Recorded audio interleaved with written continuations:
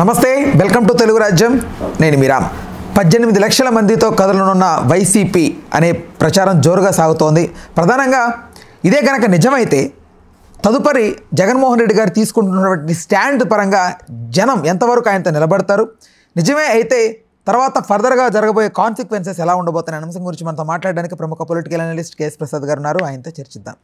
Sir నమస్తే. నమస్తే అండి సార్. అదే సార్, జోరుగా సాగుతోంది సార్. అంటే గతంలో కూడా వాలంటరీ వ్యవస్థకు సంబంధించి కూడా ఆయన సైన్యం అని ప్రస్తావించడం జరిగింది. సో మళ్ళీ వాళ్ళందరూ జగన్మోహన్ రెడ్డి గారు మమ్మల్ని పట్టించుకోలేదన్న దాన్ని పక్కన పెట్టి ఆయన కోసం స్టాండ్ తీసుకోబోతున్నట్టుగా ప్రధానంగా వస్తుంది సార్. ఏంటి అసలు ఏం జరగబోతుంది?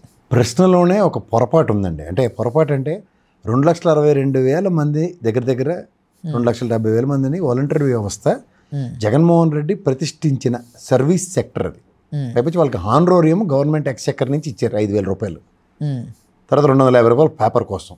సో దీన్ని దృష్టిలో పెట్టుకుని వాళ్ళని మీరు జగన్మోహన్ రెడ్డి గారి సైన్యం అనడం ఎంతవరకు సమంజసం? అది ప్రభుత్వ పరంగా ఒక ఉపాధి కల్పించబడింది అన్న కోణమే. అంటే ఆ నానుడు వస్తుంది కాబట్టి అలా నానుడికి గీనుడికి సంబంధం లేదు, వాస్తవాలు మాట్లాడదాం. గతంలో ఈ ప్రశాంత్ కిషోర్ గడి తని తగిలేసిన రిషి గడి చేసిన ఒక బుర్ర తక్కువ పనికి ఐపాక్ పరంగా అండ్ ముఖ్యంగా జగన్మోహన్ రెడ్డి 5 సంవత్సరాల టెన్యూర్ గవర్నమెంట్ రూలింగ్లో క్యాడర్ని, కార్యకర్తల్ని, నాయకుల్ని పరిరక్షించుకున్న దాంట్లో in 1 to 10 scale down size అయ్యారు ఆయన. ఇప్పుడు మీరు అన్నట్టు 18 లక్షలు అంటున్నారు. మన రాష్ట్రంలో నియోజకవర్గాలు ఏంటండి 175, 25 పార్లమెంట్ సెగ్మెంట్, అంటే దగ్గర 200 నియోజకవర్గాలు అనుకుందాం. 200 ప్రాతినిధ్యం వహించే వైఎస్ఆర్సీపీకి రాబోయే రోజుల్లో 18 లక్షలు అంటే 200 డివైడ్ బై 18 లక్షలు డివైడ్ బై 200 ఏంటి నియోజకవర్గాలు అంటే ఎంత పడుతున్నట్టు? 9,000 10,000 మంది ఒక్కొక్క కాన్స్టిట్యున్సీకి. అంటే పార్లమెంట్ సెగ్మెంట్కి 10,000 మంది అనుకోండి, ఒక్కొక్క ఎమ్మెల్యే నియోజకవర్గానికి 175 నియోజకవర్గాలు 10,000 మంది. ఇదే కదా, అదే 18 లక్షల యొక్క బిల్డప్. ఈ 18 లక్షల్లో ఎవరెవరు ఉంటారు?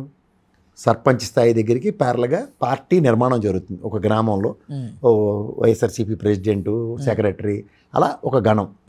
ఆ కింద సభ్యత్వ నమోదులు. ఎందుకంటే మనం పేరునాయన గారు చెప్పారు చూడండి, ప్లేనరీ తర్వాత సభ్యత్వ నమోదులు ఉంటాయి. అట్లా సభ్యత్వ నమోదులకు ఒకటి, తర్వాత దాన్ని ఏమంటారు, సాంస్కృతిక విభాగానికి సంబంధించిన గ్రామ స్థాయిల నుంచి అలా బిల్డప్ చేసుకుంటూ వచ్చారు అనుకోండి పార్టీని. ఆల్రెడీ ఉన్నదాన్ని ఇంకొంచెం రీవ్యాంప్ చేస్తూ ప్రతి ఒక్కడికి సముచిత స్థానాలు, పదవులు. ఇప్పుడు ఉదాహరణకి 4 ఇడ్లు కదా ఎప్పుడు చెప్తూ ఉంటాను నేను. అలాగే విడివిడిగా ఉన్న వాళ్ళని ఏకతాటి మీద తీసుకొచ్చి ఒక 10,000 మంది ఒక నియోజకవర్గంలో పార్టీ కోసం 24/7 పనిచేయడానికి ఒక వెసులుబాటు క్రియేట్ అయింది అనుకోండి. ఇప్పుడు ఓన్లీ ఇన్ఛార్జీలకు కూడా ఒక పని చేయడానికి ఒక టీం ఇవ్వాలి కదా. సో ఆ విధంగా ఇస్తూ దాన్ని సోషల్ మీడియాతో కనెక్ట్ చేస్తూ ఒక నియోజకవర్గాల్లో ఒక ప్రాథమిక ధ్యేయంగా, అంటే నాయకుల్ని, కార్యకర్తల్ని పరిరక్షించుకోవడానికి ఒక పార్టీ కార్యాచరణ తీసుకుంటుంది అనుకోండి.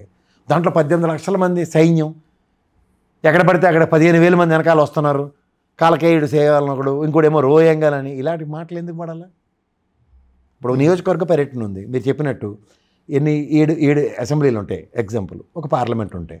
ఆల్రెడీ వీళ్ళందరూ 10,000 మంది ఒక్కొక్క దగ్గర ఉన్న దగ్గర 7 పదులు 70,000, పార్లమెంట్ సెగ్మెంట్కి 10,000, వాళ్ళే 80,000 మంది ఉన్నట్టు కదా. 80,000 మందిని ఇన్స్టెంట్ రియాక్ట్ మోడ్లో ప్రతి నియోజకవర్గానికి తయారు చేసుకోగలిగారు అనుకోండి. అంటే స్పందన ఇలా ఆల్రెడీ దానికి జనాలు ప్రతిస్పందించి జనాలు స్వతంత్రంగా వస్తుందానికి టెన్షన్ పడుతున్నారు కదా. అలా పార్టీ పరంగా చైతన్యం చేసి ముందుకు తీసుకెళ్తున్నారు అనుకోండి, ఈ ప్రపంచం ఎలా ఉంటుంది? It will definitely adding. So రెండోది, అతను పాదయాత్ర డిజైన్ చేసుకుంటాడు.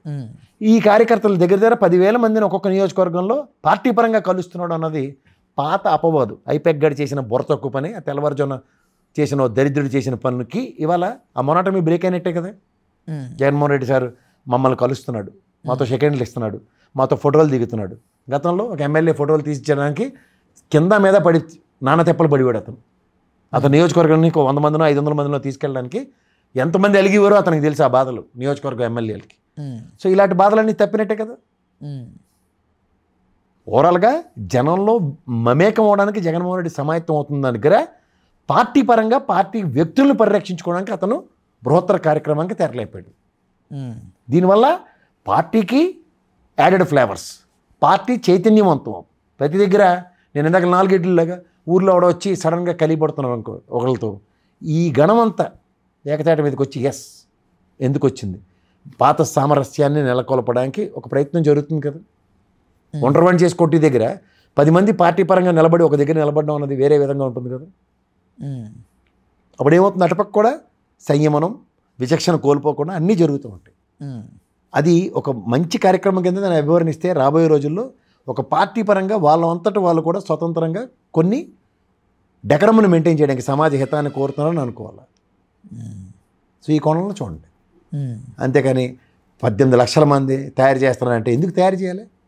వాళ్ళకి 40% ఓటు బ్యాంక్ ఉంది. 4 డెకేడ్లు కంప్లీట్ చేసుకున్న తెలుగుదేశంకి 40% ఉంది, ఓ డెకేడ్ కంప్లీట్ చేసిన వైఎస్ఆర్సీపీకి కూడా 40% ఓటు బ్యాంక్ ఉంది. అంటే ఆయన అగ్రిగేట్న 2 కోట్ల మంది ఓటర్లు ఉన్నారు ఆయనకి. మళ్ళీ తయారు చేసుకోవడం ఎందుకు? వాళ్ళకి ఓన్లీ థింగ్ ఈజ్ వాళ్ళ నాయకుల్ని, వాళ్ళ క్యాడర్ని పరిరక్షించుకోవాలి ఆయన. ఎలా? గతంలో ఆయన కలవలేదు అన్న అపవాదుని తొలగించుకోవాలని ఏం చేయాలి? ఎవరైతే నిజమైన లీడర్లు, ఎవరైనా కార్యకర్తలు అలాంటి వాళ్ళకే కదా ఇన్ఛార్జ్ ఐడెంటిఫై చేసి వీళ్ళు బాగా పనిచేస్తున్నాడన్నా, మన పార్టీ నాయకుడన్నా, ఇక్కడ సర్పంచ్ స్థాయి నాయకుడన్నా, జిల్లా పరిషత్ స్థాయి నాయకుడన్నా అనే పరిచయం చేయడానికి కూడా వెసులుబాటు ఉంటుంది కదా. సో ఇట్లాంటి దానికి ఒక వేదిక క్రియేట్ అవుతుంది పార్టీ పరంగా. అంటే జగన్మోహన్ రెడ్డి గారు ఇలాంటి స్టెప్ తీసుకోబోతున్నారని ముందుగా ఇంటెలిజెన్స్ త్రూ గవర్నమెంట్కి తెలిసే కావాలని జగన్మోహన్ రెడ్డి గారి పర్యటనలో లేని ఉన్నట్టు ఉన్ని లేనట్టు కేసులు పెట్టి భయప్రాంతాలు చేస్తున్నారా? ఇప్పుడు ఎవరికైనా సముచిత స్థానం పార్టీ పరంగా ఇవ్వడం సర్వసాధారణమైన ప్రక్రియ అండి.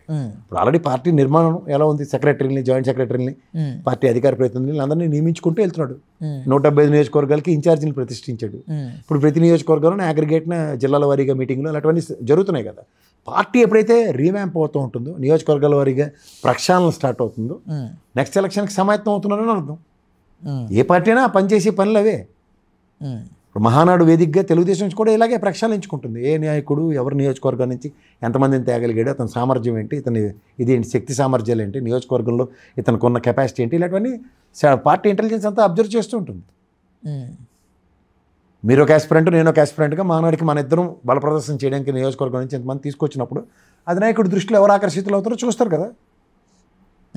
అట్లాంటివన్నీ పార్టీ వేదికగా అడ్వాంటేజెస్ క్రియేట్ అవ్వడానికే ఉంటాయి. సరే, ఒకటి నిష్పక్షపాతంగా ఈ 18 లక్షల మంది ఏర్పడితే అది అంటే ఏది ఆశించకుండా జగన్మోహన్ రెడ్డి గారు గతంలో మమ్మల్ని పట్టించుకోలేదు, మమ్మల్ని కొంచెం చేరదీయలేదు అనేది ఒక అభిప్రాయాన్ని పక్కన పెట్టి వస్తారంటారా, కదులుతారా? ఆల్రెడీ 2 కోట్ల మంది ఓటర్లు ఉన్నారు కదా ఆయనకి. ఓటర్లు వేరు, కదలటం వేరు కదా సార్. అండి ఇప్పుడు పవన్ కళ్యాణ్ గారికి ఎంతమంది ఫ్యాన్స్ ఉన్నారంటే లెక్క పెట్టలేని అంతమంది అని మీరే చెప్తారు. ఇప్పుడు ఫ్యాన్ కన్వర్షన్ రేటు ఓటింగ్ పడలేదు, అదే కదా. ఇప్పుడు ఇదే కన్వర్షన్ రేటు ఓటింగ్ చేయడానికి వీళ్ళు ఏం చేయాలన్నదే కదా ఎలక్షన్ అని అంటారు కదంటారు. అదే సేమ్ టు సేమ్ ఇప్పుడు 2 కోట్ల ఓటర్లని పరిరక్షించుకోవడం అండ్ పార్టీ క్యాడర్ని పరిరక్షించుకోవడానికి అధినాయకుడు చేసే కొత్త కార్యక్రమం చూడండి. ఇది ఇప్పటిదాకా లేరంటే ఉన్నారు, ఉన్న వాళ్ళని రీఛార్జ్ చేయడానికి ఏం చేస్తున్నాడు అన్నదే 18 లక్షలు నా వాళ్ళు అనేది భరోసా ఇవ్వడం, లేని దగ్గర కొత్త వాళ్ళని రిక్రూట్ చేయడం. అంతేమవుతుంది, పార్టీ స్ట్రెంథన్ అవుతుంది కదా. మీరు 18 లక్షలు అన్నది ఫిగర్ చూస్తున్నారు, ఓవరాల్గా 200 పార్లమెంట్లతో కలిపి చూస్తే ప్రతి నియోజకవర్గంలోనూ అగ్రిగేట్ 10,000 మంది ఒక పార్టీకి పనిచేసే వాళ్ళు లేకుండా ఎలా ఉంటుంది? తెలుగుదేశంకే ఉంటారు, అలా లేకుండా ఎవరు ఉండరు. ఉంటే బట్టే అంత ధైర్యంగా ఎలక్షన్స్కి వెళ్తారు వాళ్ళు. ఇప్పుడు ఏం చేయాలి, వాళ్ళందరికీ భుజం తట్టాలి. 2,50,000 మంది పైచీలుగా ఉన్న ఒక నియోజకవర్గంలో 10,000 మందితో మమేకవడం జగన్మోహన్ రెడ్డి గారికి కష్టం అవుతుందో సులభవుతుందా?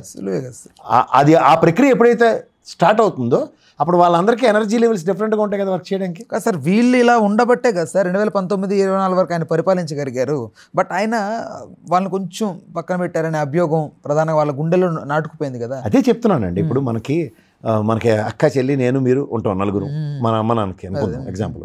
సో మనకు ఒక్కొక్కసారి ఎలా ఉంటుంది, నాన్న ఈజ్ ప్యాంపరింగ్ మోర్, అక్కనే బాగా చూస్తున్నాడు, అయితే అమ్మ ఏమో తమ్ముడినే చూస్తుంది, ఇలాంటివి చిన్న ఉంటాయి కదా. ఓ రోజు రాత్రి తెలియకుండా అమ్మ వచ్చి మన భుజం మీద కొట్టి, రే ఏంద్రా పొద్దున్న సరిగ్గా అన్నం తిన, నీకు నీ గురించి మైసూర్ పాకు ఇచ్చాను రా అనగానే వెంటనే మన రియాక్షన్, మోడ్ ఆఫ్ రియాక్షనే మారుతుందా? మారుతుంది, 100% మారుతుంది. అట్లాగే ఇది కూడా వసుదైక కుటుంబం అంటారు దీన్ని, సమాజాన్ని. ఆ వసుదైక కుటుంబంలో చిన్న పొరపచ్చులు, ఒక్కోసారి నాన్న కన్సర్న్ మనకు లేకపోవడం, అమ్మ కన్సర్న్ మనకు లేకపోవడం అన్నది మన లోపల ఇల్యూజన్. ఆ ఇల్యూజన్ పొరలు తొలగిపోయి అనుకోండి, తర్వాత స్ట్రెంథన్ అవ్వడానికి, మనం పని చేయడానికి సులువు అవుతుందా అవదా? అదే నేను అమ్మ గురించి ఎలా అనుకున్నాను, అమ్మ నాకు కోసం తెచ్చింది, అలా ఎవరు చూసి వాళ్ళు పడుకున్నా నాకు పెట్టింది, ఇవన్నీ మనకి వస్తాయి, ఒపీనియన్స్ మారిపోతాయి 100%. అట్లాగే సమాజంలో కొన్ని కార్యక్రమాల వలన తెలియకుండానే రీచ్. ఇప్పుడు క్యారెట్ డే అని వాళ్ళు మన సాఫ్ట్వేర్లో క్యారెట్ అనేది ఏంటంటే జస్ట్ ఒక పెప్టాక్, అండ్ తర్వాత అతనికి మోటివేషన్స్ కోసం ఒక ఇంక్రిమెంట్, లేదంటే అతనికి బెస్ట్ ఎంప్లాయర్ అని ఒక అవార్డు, ఇలాంటివన్నీ ఏంటంటే ఈజ్ క్యారెట్ ఫామ్లో అంటాం మేము. అలాగే ఈ ప్రజాస్వామ్యంలో కూడా నాయకుల్ని అలా విధంగా ప్యాట్ ట్యాపింగ్ చాలా ఇంపార్టెంట్. దానికి అది బృహత్తర కార్యక్రమంకి తరలేస్తుంది. ప్లేనరీ వేదికగా ఇవన్నీ జరిగితే అద్భుతాలు రాబోయే రోజుల్లో ఉంటాయి ఏ పార్టీకైనా. ఫర్దర్గా అయితే ఎలక్షన్స్కి ఇది ఎంతవరకు లీడ్ చేస్తుంది? లైక్ గ్యారంటీగా అండి. ఇప్పుడు తెలుగుదేశంకి మళ్ళీ చైతన్యం అవడానికి ఆ రోజు పెట్టిన 2 మహానాళ్ళే కదా డెఫినెట్గా రీఛార్జ్ అయ్యింది తెలుగుదేశం. అట్లాగే పార్టీ ప్లేనరీలు, పార్టీ యొక్క వైభవం ఇలాంటివన్నీ ప్రజల్లోకి తెలియజెప్పే కార్యక్రమంకి ఎప్పుడైతే ఉంటాయో దానివల్ల బ్రహ్మాండమైన అడ్వాంటేజెస్ ఉంటాయి. ఆ అడ్వాంటేజ్తోనే పార్టీలు ఎప్పుడైనా సరే నిలదొక్కుకోవడానికి, వాళ్ళ క్యాడర్ను పరిరక్షించుకోవడానికి రాజశేఖర రెడ్డి గారు కానీ జగన్మోహన్ రెడ్డి గారు కానీ ఏవి కాకుండా కొంతమంది పేర్లు పిలిచి అన్నాన్న పిలిచి మాడగలుగుతారు. అంతంత నేపథ్యాలు ఉన్నాయి ప్రతి గ్రామంలోనూ, ప్రతి వాళ్ళను వాళ్ళని ఐడెంటిఫై చేసుకోగలరు, వాళ్ళతో మమేకం అవ్వగలరు. ఆ గ్యాప్ ఎప్పుడైతే ఎవరి వల్ల క్రియేట్ అయింది అన్న దగ్గర ఆ ఆర్డినెన్స్ బయటికి వెళ్ళినప్పుడు ఆయన పని సులువు అవుతుందో కష్టం అవుతుంది. అదే చేస్తున్నాడు ఇప్పుడు. హలో, తెలుగు రాజ్యం ఛానల్ చూస్తున్నారా? సామాజిక, రాజకీయ, జీవన చిత్రణే తెలుగు రాజ్యం. అతిశయోక్తులు, అసత్యాలు ఉండవు. రాజకీయ కోణం కాదు, ప్రజా కోణమే కొలబద్ద. తెలుగు రాజ్యం వీక్షణ మీ ఉత్తమ అభిరుచికి నిదర్శనం.